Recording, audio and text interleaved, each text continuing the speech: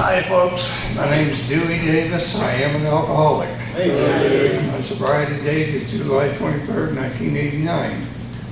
If I look at my daily reflections sobriety time, it shows 12,447 days. I'm very grateful for each one of those days, especially today, because it is a one day at a time program. Well, I'll start out with kind of an apology, I guess. The last time I was scheduled to give my story, a few days before, or a couple of weeks before actually, I had to go into the hospital and they removed a malignant tumor off of my tongue. So that kind of affected my speech and I didn't tell my story as I was supposed to. Then a couple of years later, I had another one removed. And that impaired my speech a little bit more. And then last year, I had the third one removed on the other side of the tongue, and that one really screwed up my speech. So there's a lot of words I have trouble saying. My volume is not good, my voice is kind of creaky, but I'll do the best I can. If you can't hear me, give me a wave and I'll see if I can talk a little bit louder. All right, a little bit about the most important thing to me would be me. I'll tell you a little bit about me. I am a native Arkansan. I was born in the town of Marlton, which is between Conway and Fort Smith. I had one older sister and one older brother. And let's see, when I was 5 days old, my mother died. So my father, he was a farmer. Having 2 kids already, he couldn't take care of me. So my grandmother and my aunt more or less raised me until I was 6 years old. And at that time, I went to live with my dad, who had remarried in that time period. And my dad was, when he remarried, he was 34 years old.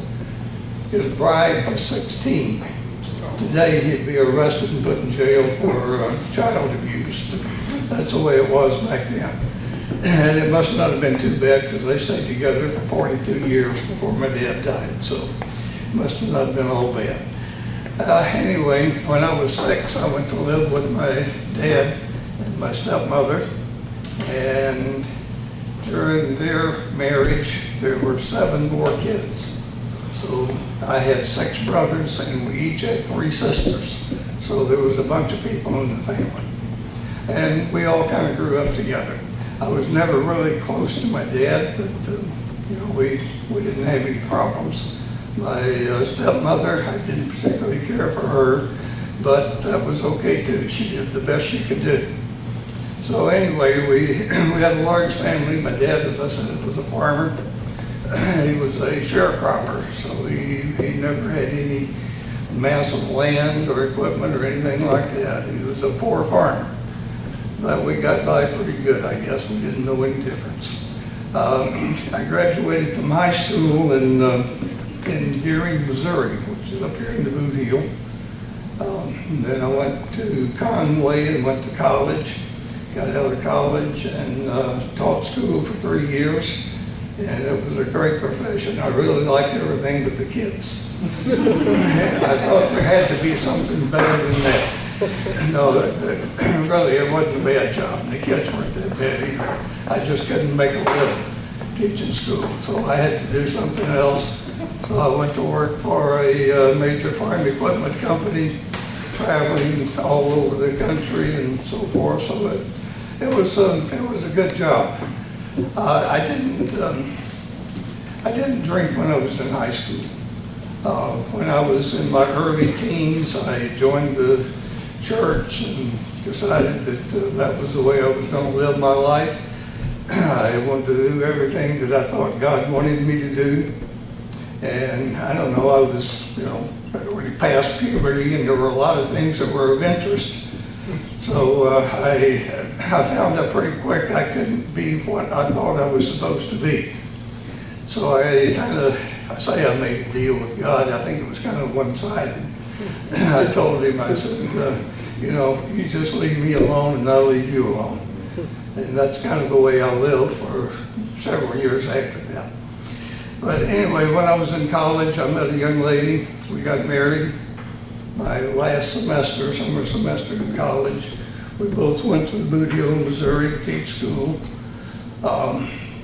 And today I'm still married to the same girl.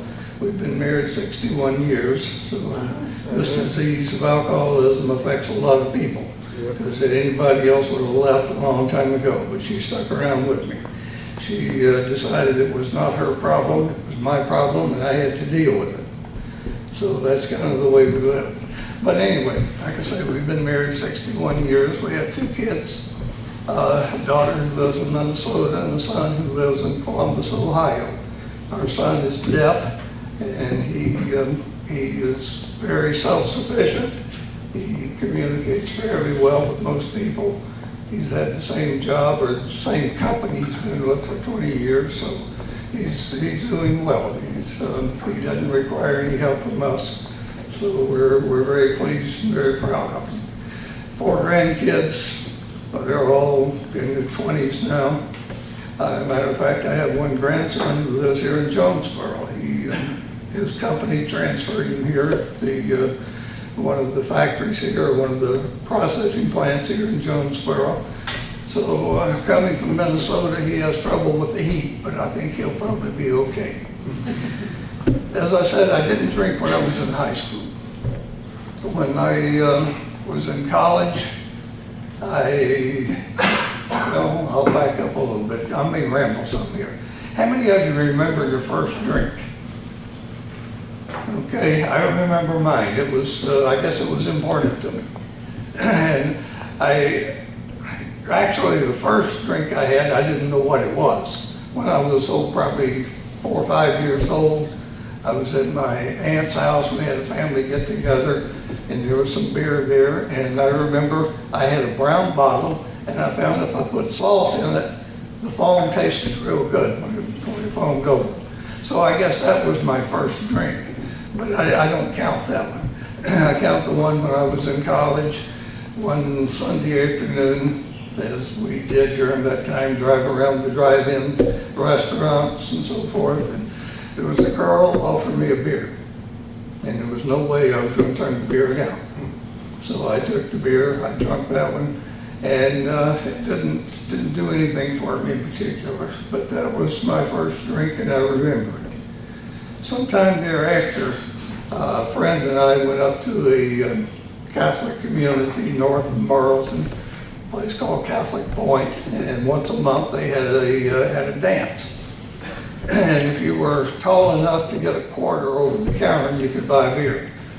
So I had no idea how much beer we drank there, but I remember when we left, I didn't think he should drive because he'd had too much to drink, so I drove. But the first thing we did was pull into the liquor store and get a 6-pack to go.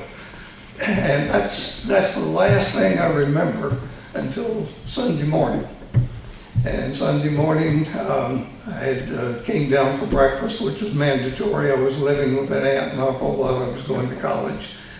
And I could see out the window, my car was in the garage, kind of at a funny angle. And the exhaust pipe was full of mud. That gave me a pretty good indication that something wasn't right. So anyway, they went to church, and I was to come later, which I usually did. So I went out and started my car, cleaned out the mud, then started and made an awful lot of racket. Well, I found out the manifold was broke. I had no idea how that happened. So that afternoon, I went over to a place where my cousin, a couple of cousins and other boys gathered together, and they were kind of laughing when I drove up, and I asked them what happened. They said, well, we were coming home, and this was the same night that I'd been to the party at the church. And they said, well, we were driving home on Highway 64, and along the highway parallels Missouri Pacific Railroad track. And as they were coming back toward Plummerville, where I was living at the time, they saw this car setting up on the railroad tracks. And they realized that it was my car, so they stopped, came up there, and the car was sitting on the tracks, all 4 wheels off the ground, engine still running, back wheels turning. I was laying out and seat passed out. And they managed to, and some other people stopped by then, including the police, but they managed to pick my car up and slide it off the railroad tracks. And I guess when it came down, that's probably when the exhaust pipe got mud in it. But anyway, that was my first drunk. And that should tell you something. You know, if that happens and you just barely miss being killed by a freight train, you might ought to consider that maybe alcohol is not good for you. But it didn't work that way. So I didn't drink a whole lot in college, but in a fraternity we did. But anyway, I got out of school. Like I say, I taught school there for 3 years, and then had to do something different.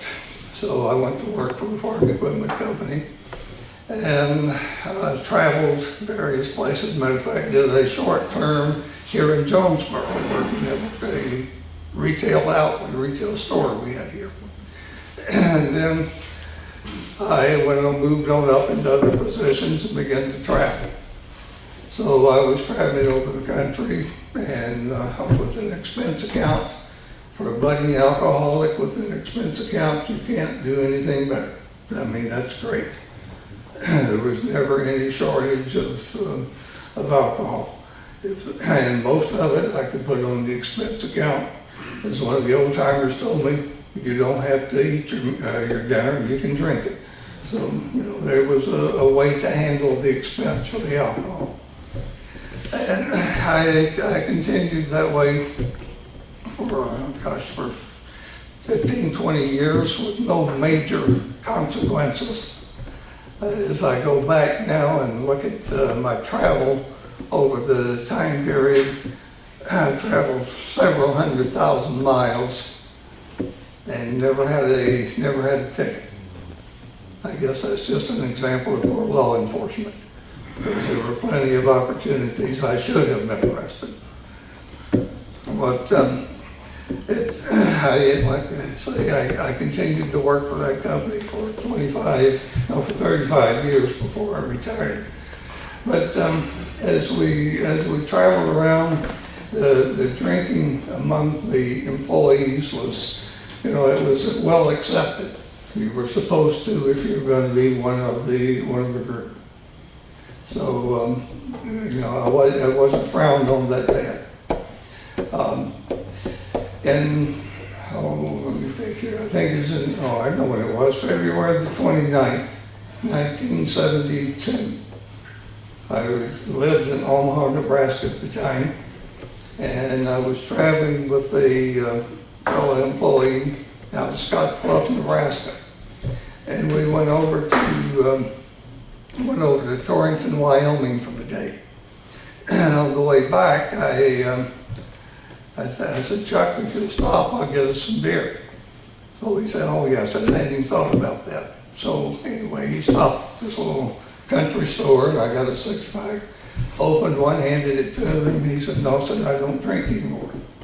And that surprised me. I thought everybody did. I said, what do you mean you don't drink? He said, no, I can't drink anymore.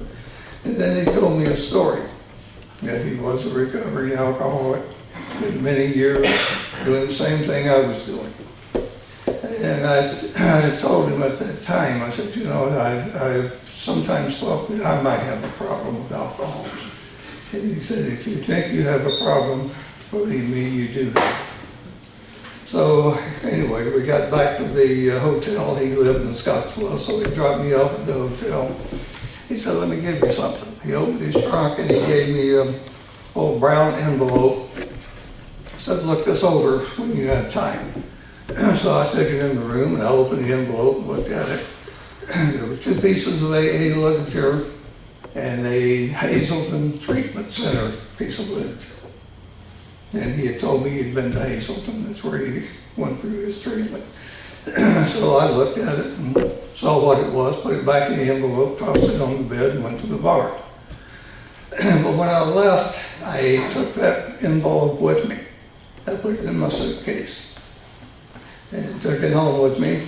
When I got home, I looked at it, knew what it was. I think I put it in a chest drawer with my socks, if I remember right. But anyway, I kept that piece of those pieces of literature, and over the years, as years passed, from time to time, I would look at them. And I knew what they were, and I knew what it was for, and I knew that there might be a possibility that I would need those someday. But I didn't do anything about it. So, anyway, as time went on, I wound up traveling the territory out of Ohio. I traveled to Arkansas, Boot Hill, Missouri, and Louisiana, and traveled back and forth from Ohio on the weekends. And I remember toward the end of my drinking, toward the end, I had left my car at the airport in Cape Girardeau and flown back to Columbus. And on Monday, I came back again, flew back into Cape Girardeau, did my usual thing. I went to the package store, got me a case of beer, a fifth of bourbon, and a fifth of vodka and a fifth of scotch. So I iced down the beer and began my week's travel. And from Cape Girardeau, I came to Jonesboro and spent the night in a little hotel over here on Parker, a little one-story hotel. I like that because I could back my car up to it, take my cooler inside, didn't have to carry it upstairs or anything. I'd stayed there before and done the same thing. But this particular time, I could hardly wait to get that cooler out of the car. I mean, I was literally shaking. So the first thing I did was pop the trunk, take the cooler inside, and have a quick beer. As soon as I had that, I opened another one and started it. I don't know that I finished it, but then I brought my suitcase in, and I'd settled down a little bit. I mean, I was really shaking. I had to have that drink. So I don't know that anything bad happened that night. I do remember though, that was a different night. Anyway, I was well equipped as far as having a supply, so I didn't run out. Another night I stayed in the same hotel, and about 8 o'clock or so, I realized I was getting low, so I made a drive up to a Paragoula up to the county line to replenish. And I was fortunate I didn't get stopped, but it should have. But my drinking continued along that pattern. I couldn't go anywhere without drinking. And very seldom did I ever go to sleep at night that I didn't pass out. I just don't remember going to bed. I would drink every night. And oftentimes most of the time I would drink alone because I didn't want to get out and drive while I was drinking. So I'd always make sure I had plenty, and I would stay in the hotel and drink. But that continued. I got transferred from Ohio back to Little Rock, where I had lived before. And as I was packing up my office,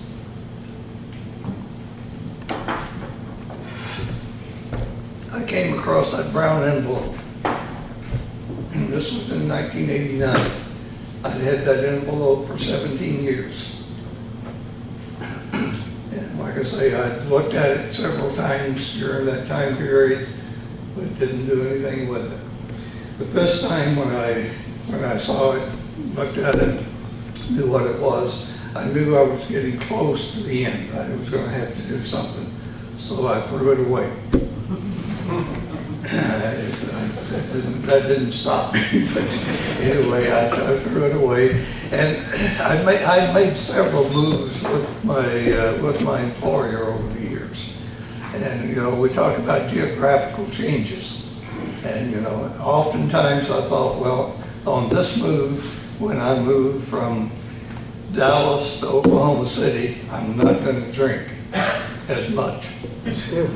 And then when I moved from Oklahoma City back to Dallas, it was the same thing. I'm going to cut back when I get down there. It just didn't work that way. And when I left Ohio to move back to Little Rock, the same thing again. I wasn't going to drink. So I had, I don't remember that I had any hard liquor. I don't remember. I had beer, I know, had it in a cooler. And when I got to Little Rock, when the movers got me all unloaded and were ready to leave, I gave them the cooler because I was through. I wasn't going to drink anymore. And I didn't for about a week. So the urge was there. There was no way I could control and enjoy my drinking. It just was not going to happen. So anyway, I traveled around. At that time I was traveling, let's see, where was I traveling? I guess I was traveling Arkansas, Missouri, and Louisiana at the time. And I continued to drink as I had before every day. I was a daily drinker. So our daughter, this was then as we got to July, our daughter was getting married in September, and we were going to have the reception at the house, and we had some painting that needed to be done. So I was going to do the painting. So I went to the paint store, got a gallon of paint, started. Also picked up 6-pack of beer while I was there.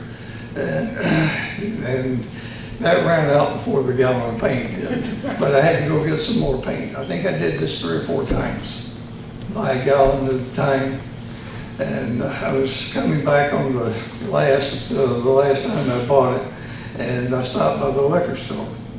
And I told the fellow I just wanted a pint.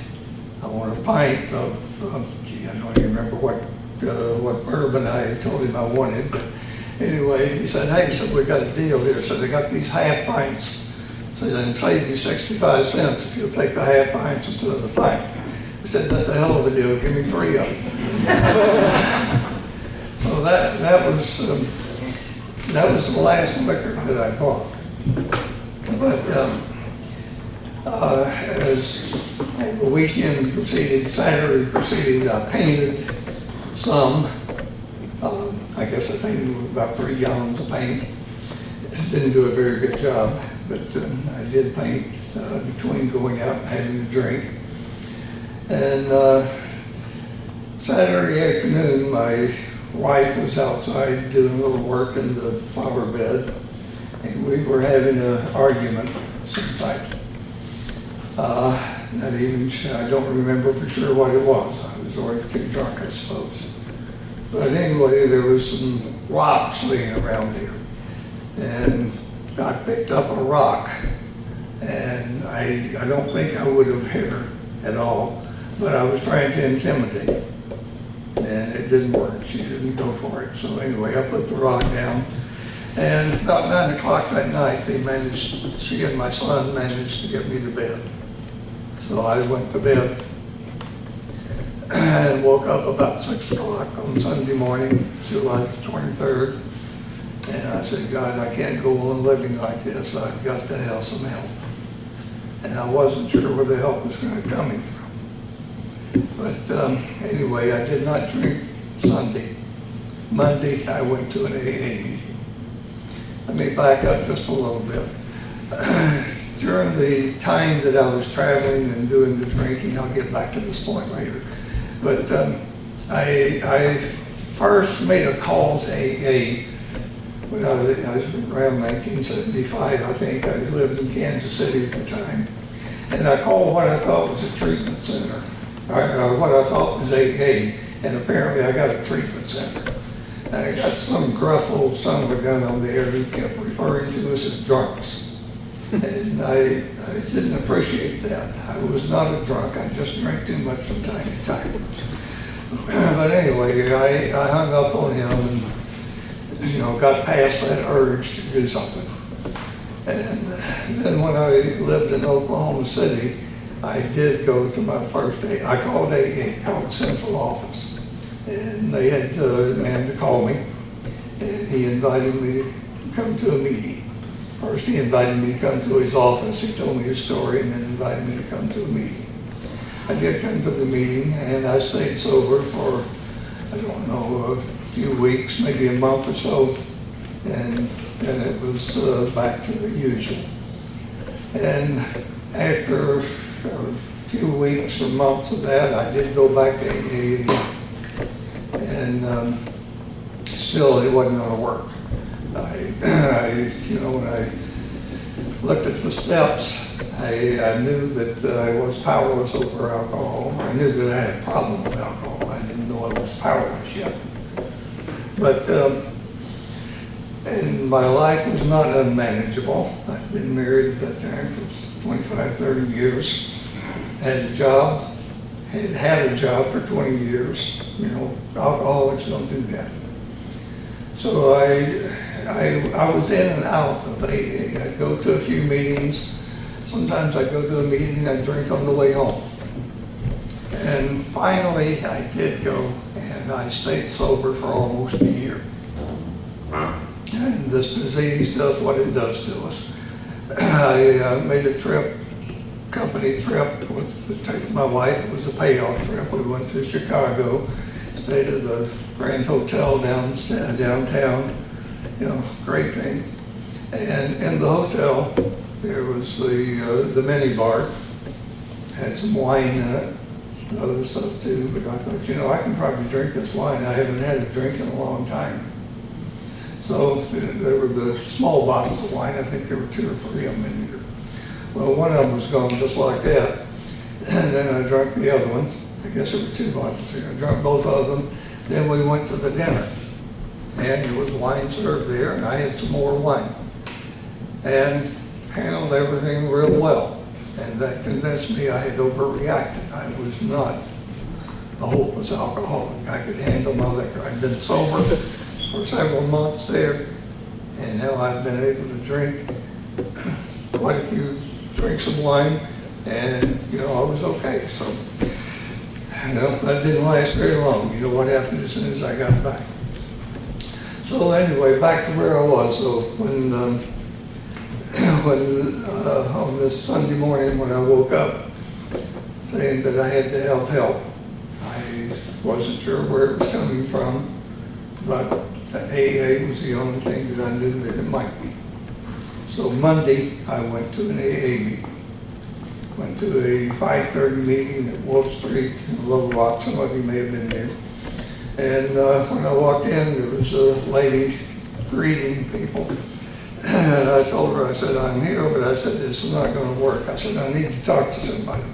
She said, okay, just a minute. So she went back in the back and came out with this gentleman, had a grin from ear to ear. His name was Don. Welcomed me to AA and asked me, you know, what the problem was or what I wanted to do. And I told him, you know, I'd been to AA before and it didn't work. And I didn't think it would work this time. He said, well, come on into the meeting. And this was a Monday night meeting, and some of you may have heard of Joe McQueen's step meetings that he used to have. He and Charlie did the big book study, so forth. But anyway, I went to the meeting, and after it was over, Don said, well, what do you think? I said, well, it's not going to work. He said, well, I'll tell you what, we've got another, no, I had gone to the 5:30 meeting first, so I'm forgetting here. I'd gone to the 5:30 meeting, and he, told me to come back. After the meeting, I told him the same thing I'd heard before. It wasn't going to work. He said, well, we got another meeting at 8 o'clock. Why don't you come in? So I did, and it was Joe's step meeting. And I sat through it. I had no idea what step he was on. And after it was over, Don said, well, what do you think now? I said, it's still not going to work. He said, we've got a meeting at 6:30 in the morning. Why don't you come in? And I said, no, I'm not going to do that.